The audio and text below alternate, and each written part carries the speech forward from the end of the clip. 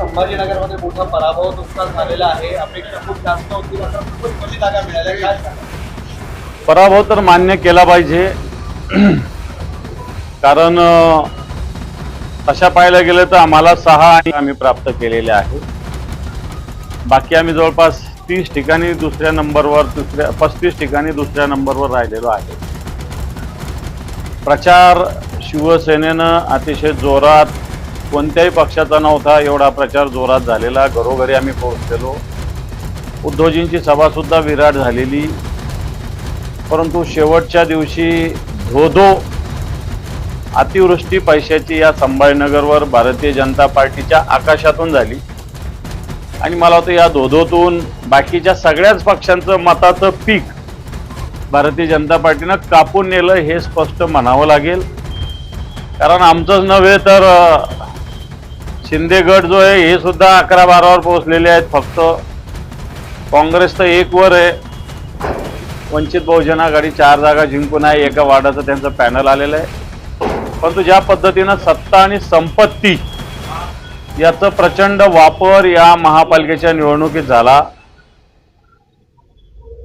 प्रत्यक्ष मतदार 5,000 पासून तर 12,000 रुपयापर्यंत भारतीय जनता पार्टीनं वाटले. त्यांच्याकडे आहे म्हणून त्यांनी वाटले. निवडणूक आयोग त्यांचा आहे त्यामुळे तो झोपलेला होता. त्यांनी काही भारतीय जनता पार्टीच्या लोकांना पकडायचा काहीच प्रश्न निर्माण होत नाही. परंतु अशा पद्धतीनं निवडणुकीत पैशाचा प्रचंड वापर झाला. एक तक्रार माझ्याकडे प्राप्त झालेली आहे एका ठिकाणची, की ज्यावेळेस काउंटिंग करत असताना जो ईव्हीएम मशीन आहे हिच्यावर ऑलरेडी 14 तारखेलाच 25% मतदान झाल्याचं निदर्शनास आलं. तपासणीमध्ये सुद्धा आणि अन्य कारणामध्ये सुद्धा आलेलं आहे. एक घटना तशी घडलेली. दुसरी आत्ता एक 24 नंबर प्रभाग आहे, इथं ईव्हीएम बंद पडलं म्हणून दुसरं कार्ड रिसेट केलं तर त्याच्यात समोरच्या मतदाराचं एकदम मतदान कमी झालं म्हणून मतदार मोठ्या प्रमाणावर काउंटिंग स्टेशनलाच पोहोचलेले आहे. अशाही घटना याच्यामध्ये घडलेल्या आहे. परंतु जनतेनं हे कबूल केलं पाहिजे की भारतीय जनता पार्टीनं या शहराला पाणी दिलं नाही, नुसत्या घोषणा दिल्या.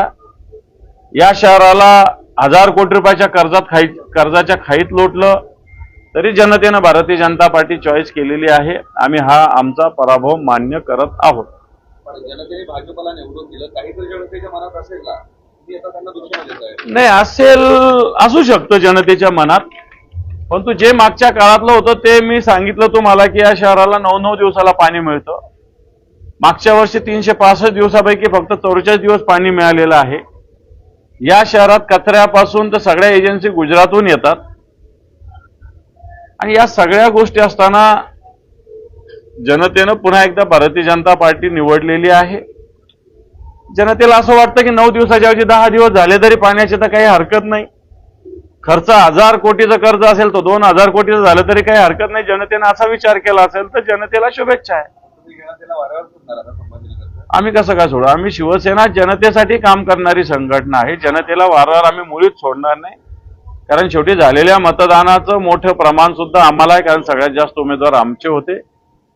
परंतु सत्तेपुढे शहाणपण टिकत नाही एवढं सत्य आहे. दुसऱ्या शिवसेनेचं पाणीपत झालं, दोन्ही शिवसेना संपल्यात जमा संभाजीनगरच्या निवडणूक. खरं तर हे दुर्दैव आहे आमचं पण आणि त्यांचं पण. त्यांच्याकडे मोठ्या प्रमाणात सत्ता संपत्ती, इथं मोठे मंत्री, पालकमंत्री, आमदार सगळं असताना ते सुद्धा फार पुढे गेलेले नाही. ते सुद्धा 11-12 पर्यंत पोहोचलेले आहेत. आणि तसं पाहायला गेलं तर आम्ही तर सत्तेत नसताना, विरोधात लढताना, साधनाची कमतरता असतानाही आम्ही किमान 6 जागा जिंकल्या. यांच्याकडे सगळं उपलब्ध असतानाही ते 11-12 पर्यंत पोहोचले. म्हणून भारतीय जनता पार्टीची नीती आहे की शिवसेना प्रमुखाची शिवसेनाच संपवली पाहिजे. बाळासाहेबांचं नाव घ्यायचं आणि बाळासाहेबांची शिवसेना समूळ संपवायची.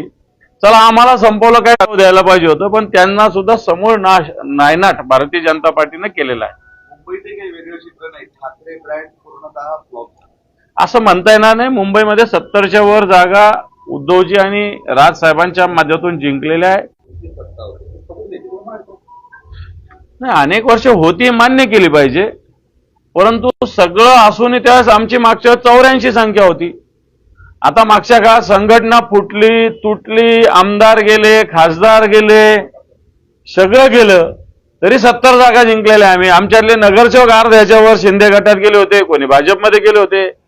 असं असताना सर्वसामान्य मावळ्यांच्या बळावर उद्धवजी ठाकरे साहेबांनी, राज साहेबांनी किल्ला लढवला आणि 70च्या वर संख्या प्राप्त केली. ही काही कमी नाहीये, लागणारच. त्या दिवशी संभाजीनगरच्या सभेतच उद्धवजी म्हटले होते की नव्या ताकदीनं कामाला सुरू करू. नवीन आता एक तरुणांची पिढी आमच्याकडे आलेली, हिच्या माध्यमातून या महाराष्ट्राच्या हितासाठी काम करू, एवढंच सांगतो.